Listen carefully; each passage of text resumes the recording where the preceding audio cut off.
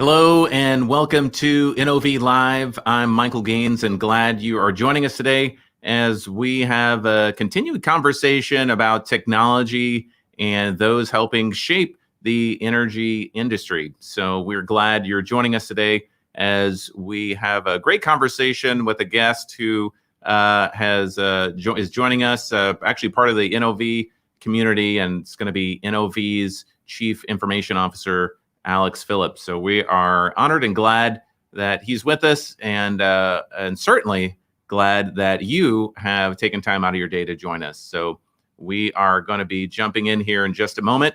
But before we do, we're going to bring in Shelby DeMaine to talk about ways that you can find some past shows that we've done. I know that we've done north, that we're getting close to the century mark, slowly but surely, Shelby, and I know it's really exciting for everyone, and I know some folks watching as well.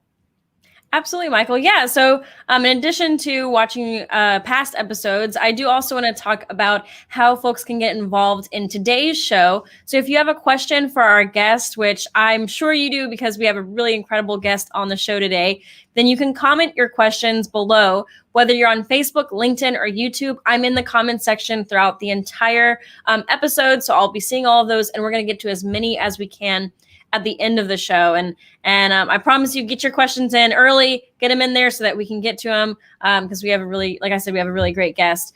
But like Michael mentioned, if you want to watch a past episode, you can do so at NOV.com/live. As you mentioned, Michael, we're getting close to 100 episodes. I'm sure we'll do something fun when we hit that mark. So we have a great backlog. If you want to go through those and see if any pique your interest, you're welcome to watch those. And if you have a question, maybe after today's show, about today's show, or even a past episode that you see on NOV.com/live, there's a couple different ways that you can get in touch with us after the show. The first is you can email us at socialmedia@NOV.com. That email is there on the screen. So you can shoot us a quick message and we'll get back to you. We check that inbox every single day. And then the other way is you can actually give us a call and leave a voicemail with your question or comment, or maybe even idea for a future show. That number is country code +1 346 223 4799. So we love hearing from all of our audience, whether you're commenting on the episode today, whether you're emailing us or even giving us a call. We would love to hear from you. But now we're going to segue into maybe I'll say one of my favorite parts of the show, which is where we actually ask you at home a question. So it is time for Rig Geek Post of the Week. Rig Geek's Post of the Week. All right, and as always, the Rig Geek Post of the Week, it's kind of gonna have a bit of a clue as to what we're gonna be talking about in the rest of the show. And we're going to have that question on screen. And this has to do with, as you think, a lot of people have been moving to work at home in the last year. So we want to ask you what you think. At the highest, how many people did we have working from home logged into the NOV network at the same time? So what do you think that number jumped to in this last year? And we're talking about in 2020. What do you think was the highest amount of employees we had working at home logged into our network? So go ahead and get your guesses there in the comments. And then at the end of the show, we will reveal that answer to see if you got close, or maybe if you get the number exactly. I'll be really impressed if that's the case. All right, cool. Well, we've got a lot of numbers folks out there, so I'm sure we'll get some good guesses. All right. Well, thanks, Shelby. All right. So as I mentioned at the top of the show, we have a guest that for many might not necessarily seem like a traditional guest that we'd have here on NOV Live, where we typically will have a subject matter expert or an engineer of some type join us. But today we actually have someone who, in our opinion, fits right in with our typical guest, because the space that he manages and works in has increasingly become integral to the development of technologies for the energy industry. So it's my pleasure to introduce NOV's Chief Information Officer, Mr. Alex Phillips. So Alex, thanks for joining us today. Thank you, Michael. It's great to be here. So I know that you are, it seems like never at a loss for things to work on and develop and and tinker with. So I know that you've always got things working, but I appreciate you taking the time and joining us. So I kind of wanted to talk maybe just a little bit about the space that you manage, which I know is many areas, the information technology group being a large part of that. And I know that IT has increasingly become really an important part of operations for companies like NOV.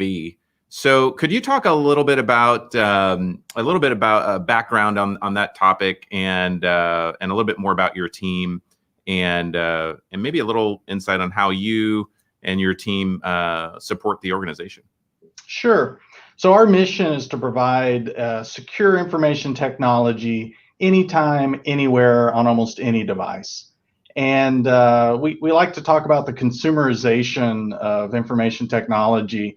Everyone now uses information technology in their personal lives, and they expect a similar level of capability in their work lives. And so it's been an interesting transition. I've been here 23 years. It used to be that you went into work to have the best technology access. Internet was fastest at work. You had the best computer at work. And nowadays, a lot of times, our employees have faster internet at their homes than we do at one of our facilities that, could be in the oil field and, places that are hard to reach. So it's been an interesting journey to see. And it's also been a very fun transition as we see that information technology is integral in everything that we do. If your email goes down, people don't know what meetings they have next. If their mobile phones don't function or work, if the network doesn't work, it's really fascinating and interesting. It even has gone into manufacturing and digital products that we offer our customers. So, so you mentioned being, NOV 23 years. So if we wind the clock back to 1998, so this is pre Y2K for those that even remember that. I mean, in kind of comparing and contrasting, what are some of the major changes that you feel that you've seen or been a part of over that time period? It's really fascinating to me, the mobility. NOV has always been a very mobile company, and we really hit up against constraints on what the technology allowed in the early 2000s. When the BlackBerries took over from the pagers or beepers, however you call them, it was a groundswell change in accessibility to others for knowledge or answers or information. You could now answer emails any time of the day, night, and being a global company as we are, it really opened up to an exchange of information much quicker. And so when you kind of look at broadly now, we're able to see people's status. Are they busy? Are they in a meeting? Are they in a call? And we expect almost instantaneous access to our colleagues no matter where they're at. And that is just something that has amazed me. And it's led to almost a backlash where people never feel disconnected. You're always connected. You have pervasive connectivity anywhere you go, even on airplanes, which used to be a little time of solitude. You're now connected. And so it's quite fascinating how that changes our work habits, what we're able to do. And as the pandemic showed, we're able to now work from anywhere.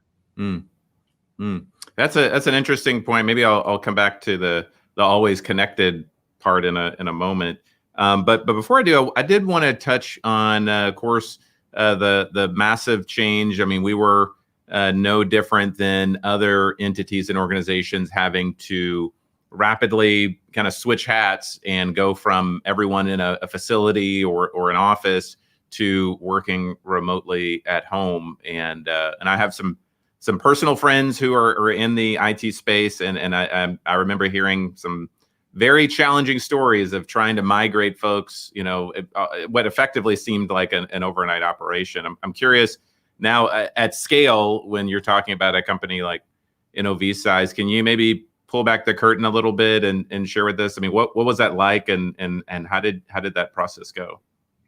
NOV is very mobile, and the sun never sets on us. We have 600 facilities around the world, and at any point in time, somebody at NOV is working around the clock. And we normally would see peak maybe 2,000 people connected at any one time. And it was pretty interesting as our China operations started understanding that there was a virus and that they were going to need to work from home. We started seeing our numbers go up. And at first, we didn't think much about it. And then in January, middle February of 2020, we started going, what if this really goes worldwide? What do we need to do? And met with the team, got all the big brains together, and we said, what do we need to do? Because we could all be working from home at some point. And it was interesting. We had already positioned ourselves through a lot of previous work that we could scale. We use a cloud solution for our connectivity to our network. It's not appliance based. And so the cloud has one of those wonderful things, infinite scalability. At least it appears infinite. And so we were able to rapidly scale up, and we quickly learned that our fleet of computers did not suit everyone working from home. Only 72% of our computers that our employees used were mobile. There were notebooks, laptops. And so we had a lot of desktops, and particularly hit hard were our engineers. We have thousands of engineers, and they use very powerful desktop workstations. And I remember getting a Skype call, or maybe it was Teams. It was probably Skype. And from our UK office, and they said, hey, our engineers are going to work from home. How are they going to do this? And so we quickly had to say they're going to have to take their desktops home. And then you quickly run into the realization that desktops only have a hard Ethernet network connection where you plug a cable in. They don't have Wi-Fi. And most people's homes are just Wi-Fi. And so they were getting very long cables to stretch across their homes, or they were trying to figure out how to quickly add Wi-Fi to a device that was never intended to have Wi-Fi. And so those were some of the quick challenges that my teams around the world came up with solutions, and we had to become very, very flexible immediately. There was no other option. Well, I can definitely attest. If you had come to my house in the height of the pandemic, it was more like an IT ropes course with cables strung everywhere. So I can empathize there. Yeah, our employees did an amazing job. I was so proud of them to be able to shift. But we had a number of technologies already in place, being global. We were used to doing web conferences and meeting online and talking through our computers and video chat. We'd had those capabilities since 2008. And so it wasn't something new. It was just the scale. And we had a number of employees that had never really utilized it to its full capacity. A lot of our employees who are mobile, they're used to it. And so this was, they're normally at a customer site or a hotel or a rig. And so this was not anything really shift for them. They're just at their homes. And then, of course, having to learn to deal with distractions and life. And, our workplaces are kind of isolated little bubbles that kind of help us focus on our job. And all of a sudden, we're now mom and dads and teachers. And, it radically changed how we as humans needed to adapt to real life. And it was really, really proud to see. And I think a lot of the lessons that we've learned will stick around forever. Right. Yeah, no, I definitely agree. I know that, one of the things that I often take for granted until I have a storm or something come through is the idea of uninterrupted power supply. And how that impacts, my internet or my Wi-Fi at home, things like that. So, as we kind of look and see, the world of IT and technology really becoming more central to the effectiveness and really the strategy of operations, whether it be in any field. I mean, of course, we're here in the energy space. How do you see that really being something that is kind of coming to the forefront? How do you see that idea of looking at the idea that technology, because of its very nature, needs that uninterrupted power, and then looking at the energy industry? How do you kind of couple those? Yeah, our technology does not work without electricity. Yeah. Energy is very, very important to us. I remember in the late 90s, early 2000s, you could go through an airport and you didn't even think about the plugs or charging your electronic devices. And now you go to an airport, and if you see a huddle of people, they're probably huddled around some sort of recharging station or a plug they found in a wall that works. And so our data centers, our servers, the amount of data, it all requires compute, which is energy, and it needs to be extremely stable. And of course, at NOV, we love all forms of energy, but it needs to be stable. And, as we look at alternate forms of energy, how stable are they? Solar doesn't work at night. And so for digital transformation to work, it's got to have power at all times. And it's fascinating that as we look at some of the conveniences that we all enjoy, we're tied to how do we charge our devices? How long can we keep our devices going? And so battery life's important. Sensors, we're putting sensors on everything to gather data so that you can monitor and make compute and analysis so that you can get maximum value out of whatever it is that you're monitoring. And energy plays such an important role in that. It just does not function without it. What, because when I'm thinking about the fact, as you said, that there are hundreds of NOV facilities, around the world, and I know that each one of those certainly is made up of folks that are part of a local community, and as such, I know that you have a keen eye to the way that we work and serve in our communities as well. I kind of wanted to talk about maybe some of the ways that you look at that. I could imagine some groups, they have specific either skill sets or ways that they can help their local community. From an IT standpoint, how do you look at that, and maybe what are some ways that you're trying to partner with folks? So technology ages. The joke used to be if you bought a computer, you always bought it at the wrong time because the next version or the next upgrade was just going to happen as soon as you bought it, and it would make what you have obsolete. And that happens in technology. And so you've got a life cycle on the technology used, whether, early days for smartphones, it was like every year you were getting a new smartphone. And then the time has kind of expanded some. So now people are using phones 2, 3, 4 years even. The same thing has happened to desktops and notebooks. At a certain point, they're no longer usable, and they need to be for business functions, and they need to be cycled out. And so we've always responsibly recycled our machines. But during the pandemic, I noticed something that really disturbed me. And it was that we had families that were now having to homeschool. And a lot of families just have one computer at their house, but they may have 3 or 4 kids. And each one of those kids was expected to homeschool with their own computer.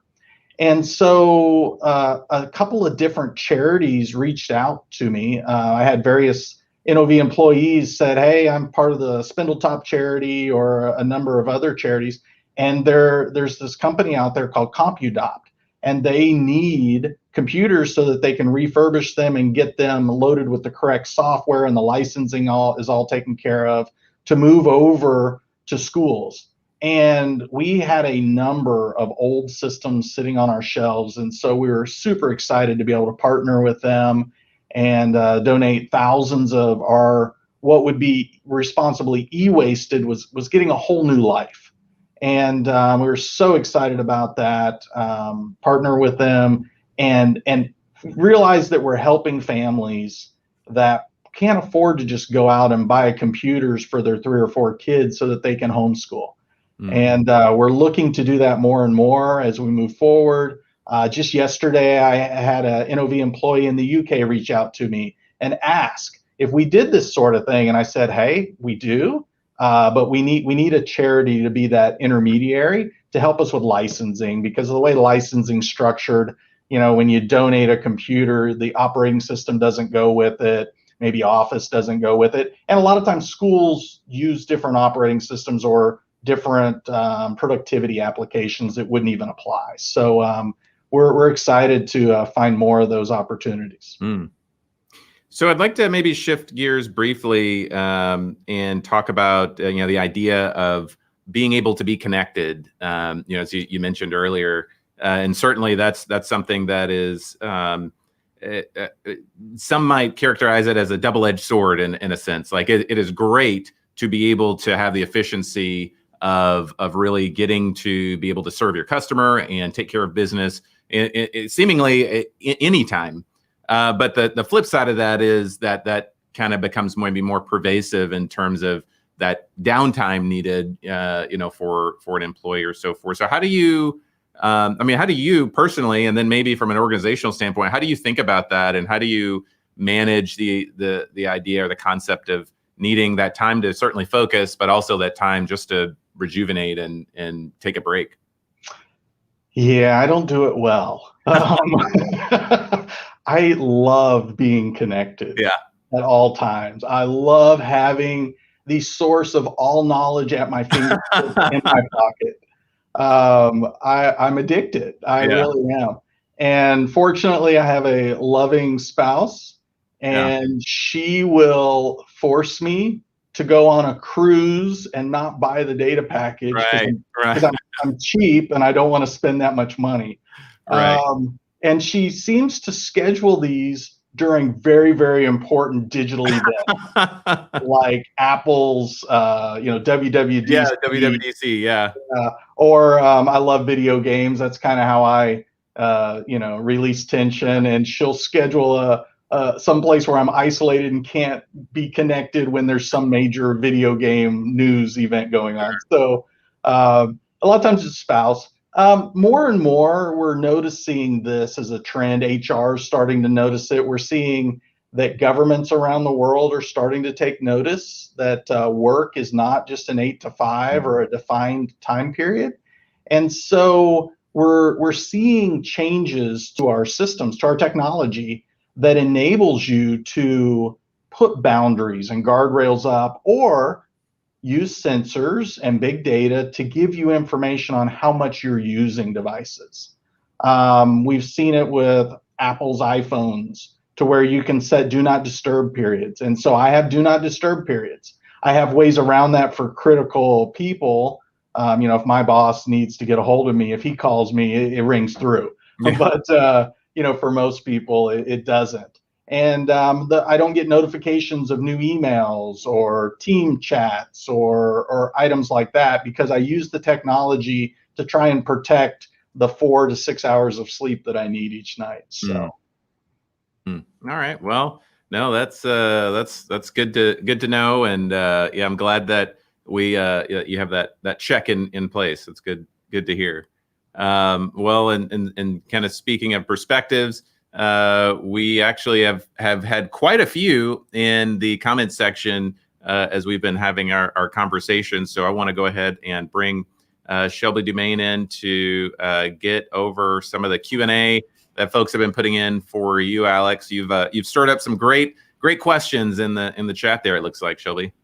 Absolutely. I think this is an exceptional Q&A what we got comment section. So I wanted to start off, we just got in a question that I think is kind of fun just to dip our toes in, asking Alex, are you a PC person? Are you more Mac? Or as they said, are you agnostic to your technology allegiance? So many people don't realize this, but the #1 gaming platform, I think, in the world is Android now. Mobile gaming has taken over. I am a diehard, long-time Xbox fan. So that I knew there was a reason I liked you, Alex. I just couldn't figure it out. What about your daily computing device? Do you prefer a PC or Mac, or are you actually going more on another platform, maybe something else? So that's an interesting one, and I don't make sense on why I'm the way I am. My favorite operating system of all time is Windows 7, and that's probably because I know it so well and inside and out. And NOV got to participate in the alpha and beta program with Microsoft on that, and so we got to influence its direction. Absolutely loved it. My computing platform of choice is actually Mac OS. But the platform I probably use the most, because I'm so connected, and is probably iOS, my iPhone. Okay. But at my house, you will find Raspberry Pis. You will find all sorts of embedded Linux. I'm pretty agnostic when it comes to that. I know I've always been a big Mac person, but I blame it on being a creative and in the creative field. That's how I get away with it when people try to criticize. I can just say, hey, I need Adobe, all right? All right, so I'll move on to maybe some of the more bulky questions that we got here. The first one, I'll show it on screen there, is from Larry Wright on LinkedIn.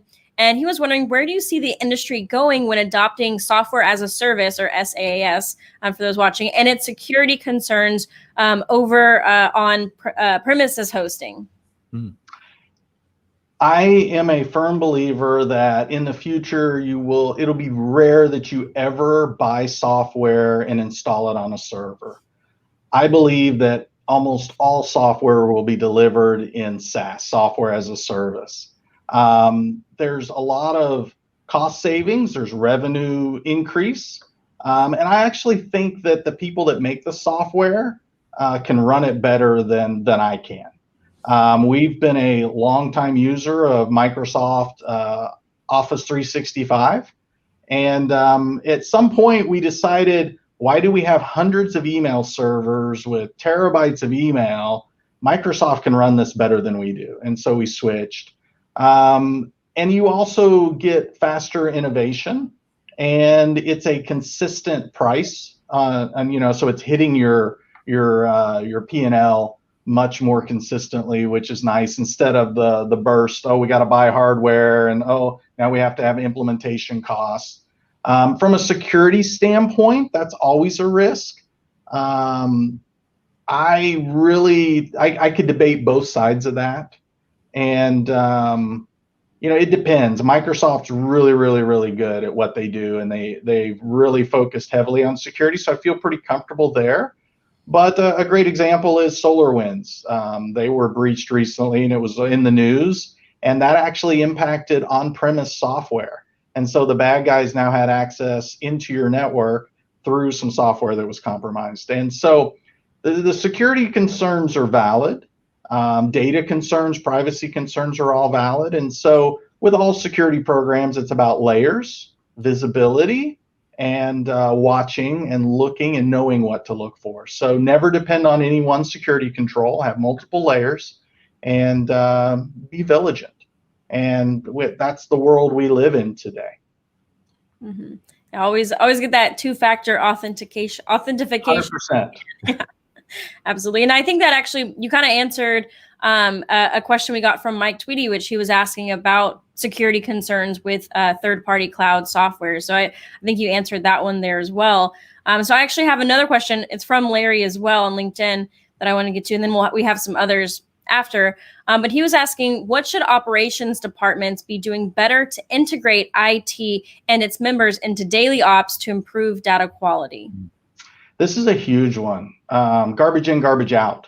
Mm-hmm. There for a while, we got really good about gathering data, and it was so burdensome to make sure the data had good quality. And so we got into this mentality that, hey, we're just going to pile everything into a data lake, and the aggregate is going to figure out what's real, or machine learning or artificial intelligence. And there is no substitute for clean data. And so that requires very well-defined processes and very well-defined watching for data quality from sensors. You install all these sensors, but sensors drift in their accuracy. And so you have to really be diligent, because you need to understand, okay, am I collecting data just so that I have better visibility on my operations, or am I collecting data to improve my operations? And if you want to improve your operations, clean, accurate data is absolutely critical. And not being in a fixed mindset where you're not going to change. You have to be open to changing your processes and thinking about the full flow of the data. Why are we, the biggest question is always, why are we collecting the data? Because we can collect more data than we could ever view or use.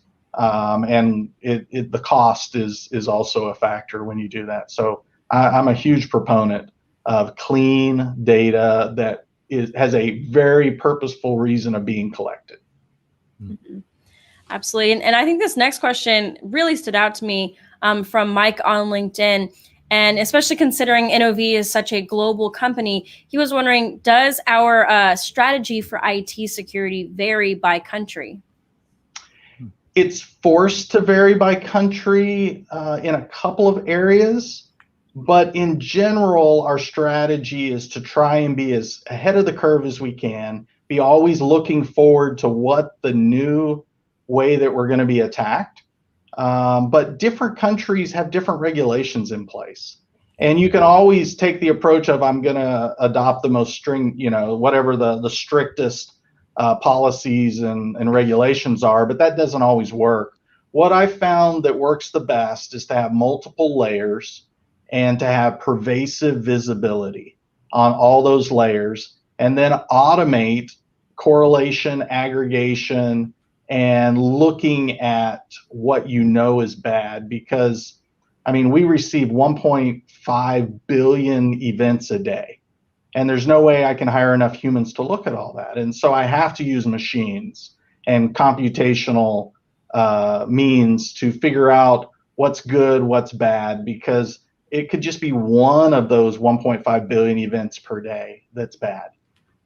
So I think I talked around the question, but in general, we try and have the same standards across the company, but certain countries may restrict what we do. We want to do pervasive encryption, and maybe a country says, oh, you can't do encryption unless we have the keys to unencrypt it. And that has been a challenge with various countries. Mm-hmm. Absolutely. So we got this next question, and this one specifically is asking about, software in the energy industry. So Larry mentioned in 2009, the FBI warned us in energy to beware of old tech support being vulnerable. What do you feel is still a vulnerable area in our industry? I don't think it's unique to our industry. I think it's unique to all industries. So SCADA was one of those things that was really done by operations. IT wasn't involved so much. And so the security principles were not really thought of. And, it was all about operations. How do we make operations more efficient? How do we, reduce cost? And it wasn't implemented with security in mind. I think a lot of that has been fixed, or they've removed access remotely or put checks and guards in there. Where I see the biggest weakness now is trusted third-party software.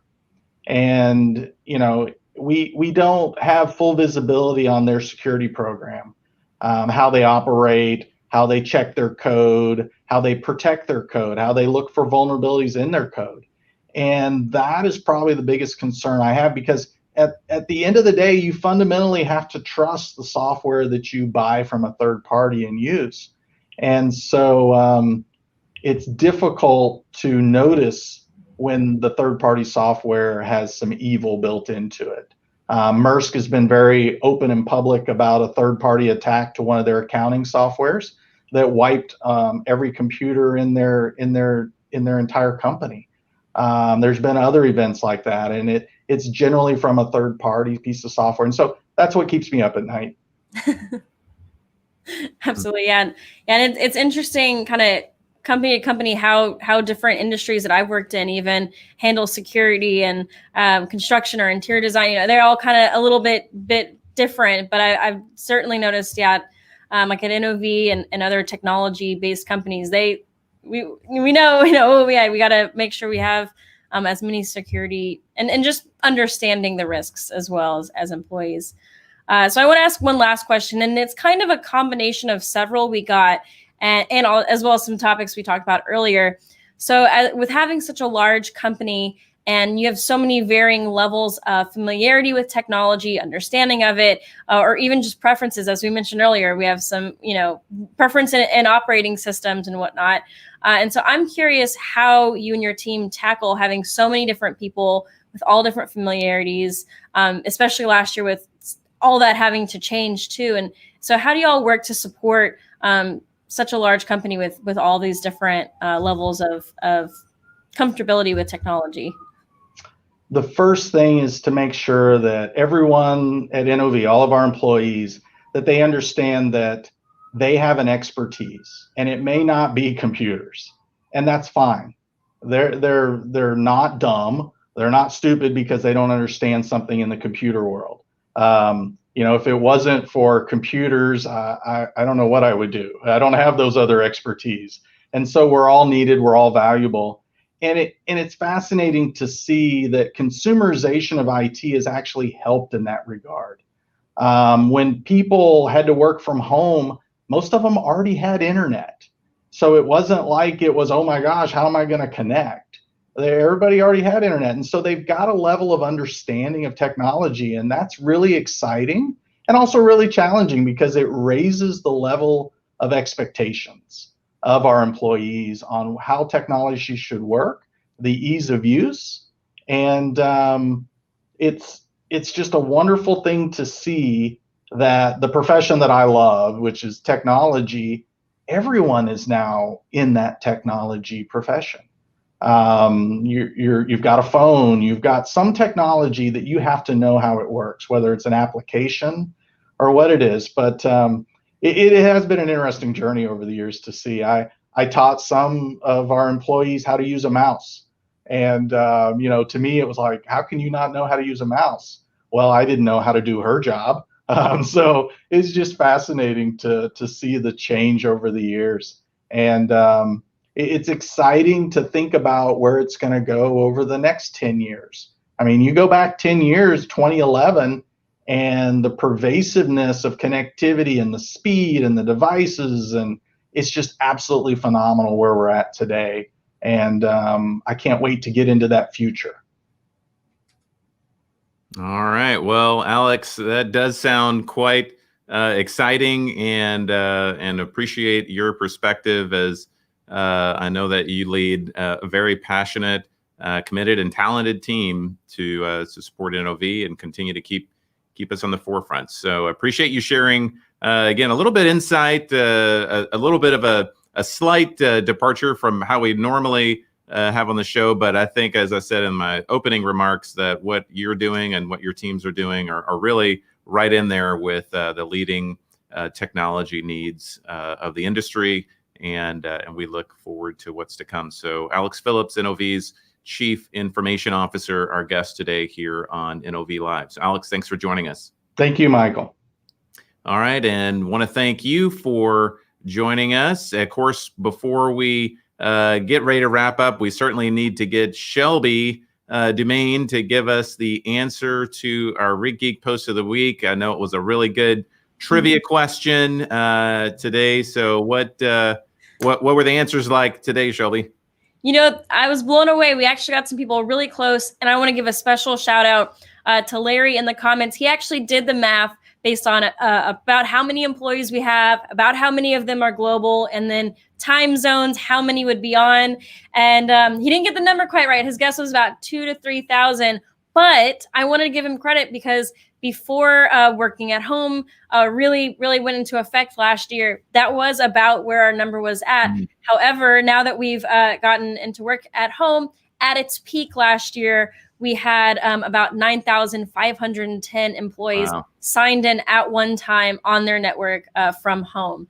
So just big shout out to all of our rig geeks, and maybe today our IT geeks in the comments. I appreciate everyone's guesses, and I was, as always, blown away by the response. Great. All right. Well, thanks for everybody for participating. Appreciate that, Shelby. And certainly a thanks to all of our viewers, whether you're watching us in your workplace or your home turned workplace. we appreciate you joining us and being here today. And so from all of us here at NOV, thanks for watching and for listening, and we'll talk to you again next time.